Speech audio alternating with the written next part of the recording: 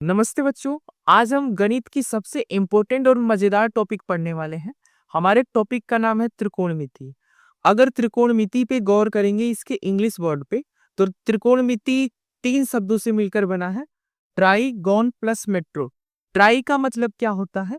3, और गॉन का मतलब होता है भुजा, और मेट्रो का क्या मतलब होता है? मेट्रो का मतलब होता है अध्ययन। यानी हम सिंपल सी एक इसकी परिभाषा ये बना सकते हैं, त्रिकोणमिति 3 भुजाओं के अध्ययन का एक गणितीय रूप है। ठीक है, तो इसमें हम क्या करते हैं, 3 भुजाओं का अध्ययन करते हैं। और ध्यान रखिएगा, 3 भुजाओं से बनी आकृति त्रिभुज कहलाती है। और इस पूरे अध्याय में हम त्रिभुज के केवल एक टाइप के अध्ययन करेंगे। उस टाइप्स का नाम है समकोण त्रिभुज।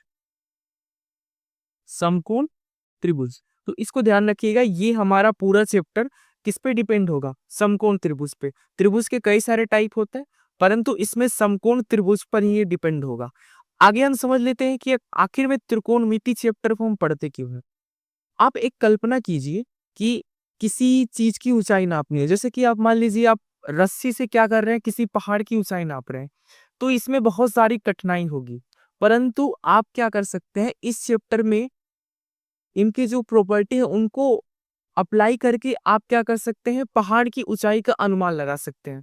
जैसे जितने भी इंजीनियर होते हैं वो पुल बनाते हैं, ब्रिज बनाते हैं, तो वो क्या करते हैं, इसी चैप्टर की जो प्रॉपर्टी है उसका मदद लेते हैं और उसके सहायता से क्या करते हैं, अपने गणितीय गणना को अच्छे तरह से कर पाते हैं। यानी त्रिकोणमिति क्या होता है, किसी की हाइट, बेस और कर्व, इनके बीच में संबंध दिखाता है। समकोण त्रिभुज के बारे में हमको पता है। समकोण त्रिभुज एक ऐसा त्रिभुज होता है जिसमें एक कोण कितना डिग्री में होता है? 90 डिग्री होता है। और एक और चीज ध्यान रखिएगा, 90 डिग्री के सामने वाला जो भुजा होता है वो कहलाता है कर्ण। कर्ण का मतलब हाइपोटेनियस। और 90 डिग्री जिस पर बनी होती है उसको हम कहते हैं लंब। और 90 डिग्री के जो नीचे होता है वो क्या कहलाता है? आधार कहलाता है। तो त्रिकोणमिति में जो समकोण त्रिभुज है उसमें 3 भुजाएं होती हैं। 90 डिग्री के सामने कर्ण है, और बाकी जो 2 भुजाएं वो लंब और आधार कहलाती हैं। कर्ण, लंब और आधार में एक संबंध होता है जिसको पाइथागोरस ने दिया था, जिसके कारण उसको हम क्या कहते हैं, पाइथागोरस परिमेय। पाइथागोरस परिमेय के आधार क्या, इसको हम कैसे समझ सकते हैं? पाइथागोरस ने कहा था जो कर्ण का स्क्वायर होता है वो बराबर होता है लंब के स्क्वायर प्लस आधार के स्क्वायर के। ठीक है, इसी को हम लोग क्या कहते हैं, पाइथागोरस परिमेय कहते हैं। सिंपल शॉर्ट फॉर्म में लिखना चाहे तो हम लिख सकते हैं कर्ण का स्क्वायर इक्वल टू लंब का स्क्वायर प्लस आधार का स्क्वायर। तो इसको ध्यान रखिएगा, ये बहुत ज्यादा इंपॉर्टेंट समीकरण है या एक बहुत ज्यादा इंपॉर्टेंट सूत्र है। ठीक है, आगे हम एक चीज समझ लेते हैं। ये जो समकोण त्रिभुज होता है उसमें जो ये कर्ण है इसका मान हमेशा फिक्स होता है। अगर कोई भी त्रिभुज है तो कर्ण हमेशा फिक्स होता है। लंब और आधार ये आपस में बदलते रहते हैं। कैसे? जैसे मान लीजिए कोई त्रिभुज है, ये मैं इधर त्रिभुज बना लेता हूँ। इस त्रिभुज में ये 90 डिग्री है, और 90 डिग्री के सामने की जो भुजा है वो हमेशा क्या होगी? कर्ण होगी। लेकिन अगर हम एंगल चेंज कर लें, जैसे मान लीजिए यहाँ पे थीटा है और यहाँ पे अल्फा। अगर हम थीटा की बात करेंगे तो एंगल के सामने की भुजा क्या कहलाती है? लंब। यानी थीटा के लिए अगर मैं नाम दे दूं ए बी सी, तो थीटा के लिए लंब कौन हो जाएगा? लंब की बात कर रहे हैं तो ए सी हो जाएगा। लेकिन अल्फा के लिए जो लंब होगा वो कौन होगा? अल्फा के सामने कौन भुजा? बीसी। तो एक चीज ध्यान रखिएगा, एंगल बदलने पर जो है ये लंब और आधार ये आपस में चेंज हो जाते हैं। परंतु इस पूरे ट्रायंगल में जो ये कर्ण है वो थीटा के लिए भी कर्ण होगा।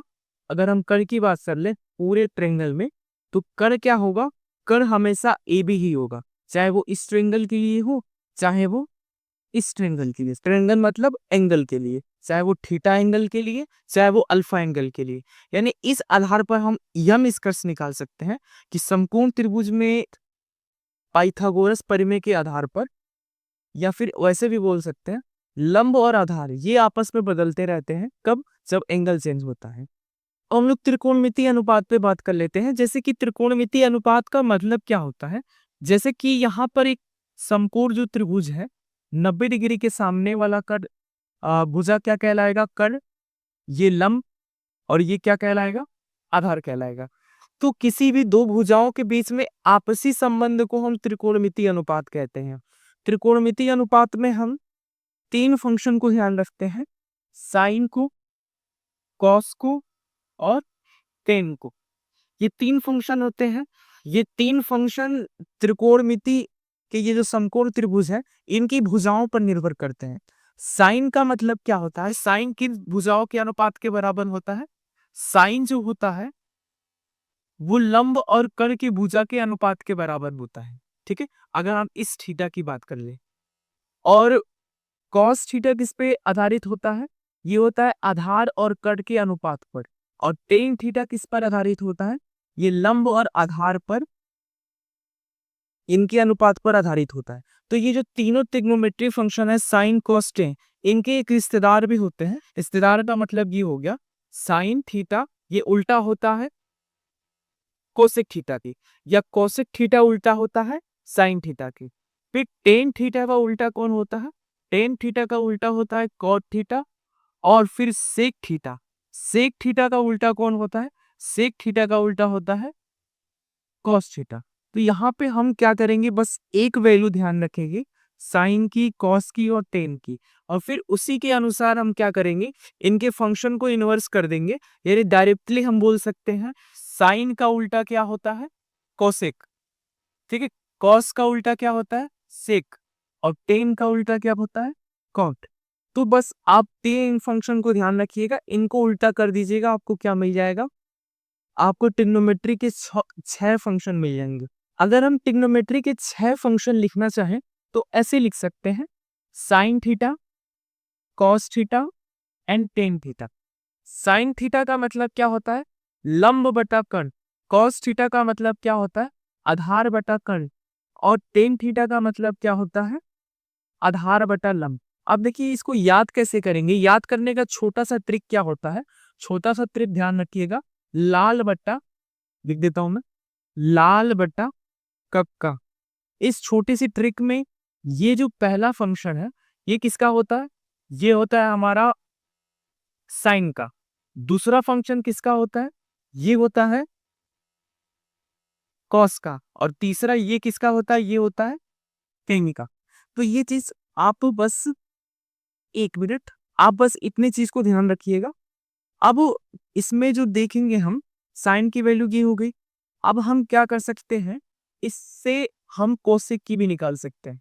कोसेक क्या होता है, उसी का उल्टा, कर्ण बटा लंब। ठीक है, अब हम इसका उल्टा क्या निकाल सकते हैं, सेक का निकाल सकते हैं। सेक थीटा का मतलब कर्ण बटा आधार, और हम इसका उल्टा से हम कॉट का निकाल सकते हैं, कॉट थीटा बराबर लंब बटा आधार। ठीक है, तो इस तरह से हम ट्रिग्नोमेट्री के 6 वैल्यू का अनुपात निकाल सकते हैं। सबका अनुपात ध्यान रखिएगा, एग्जाम में इससे बहुत ज्यादा प्रश्न पूछता है। ठीक है, ये ट्रिक भी ध्यान रखिएगा। अब हम आगे बात कर लेते हैं, इंपॉर्टेंट फॉर्मूले को देख लेते हैं। जैसे कि अगर आपको टेन की वैल्यू पता है, तो टेन जो होता है वो साइन थीटा बटे का कोस थीटा होता है। यानी टेन का रिश्ता साइन और कोस के अनुपात के बराबर का होता है। कॉट थीटा का मतलब क्या होता है, इसी का उल्टा, यानी ये क्या हो जाएगा, कॉस थीटा बटे का साइन थीटा। आप बस एक याद रखिएगा, कॉट का उल्टा होता है टेन थीटा का मतलब साइन बटा कॉस। ठीक है, अब एक और संबंध होता है इनमें, जैसे हम मान लीजिए मैं लिख रहा हूं टेन थीटा, इसको मल्टीप्लाई कर देता हूं मैं कॉट थीटा से, तो इसकी वैल्यू 1 होती है।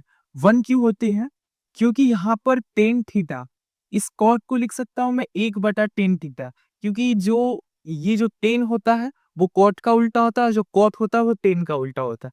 ये आपस में कट जाएंगे और ये एक हो जाएंगे। यानी यहां से हम निष्कर्ष ये निकाल सकते हैं कि जो साइन थीटा है और इसको मल्टीप्लाई कर दिया जाए कोसेक थीटा से, इसकी वैल्यू 1 हो जाएगी।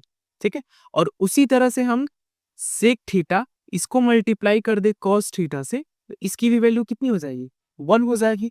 और हम क्या कर दे, टेन थीटा को मल्टीप्लाई कर दे कॉट थीटा से, तो इसकी भी वैल्यू कितनी हो जाएगी, 1 हो जाएगी। तो इन इंपॉर्टेंट फॉर्मूलों को भी ध्यान रखिएगा। अब हम आगे ट्रिग्नोमेट्री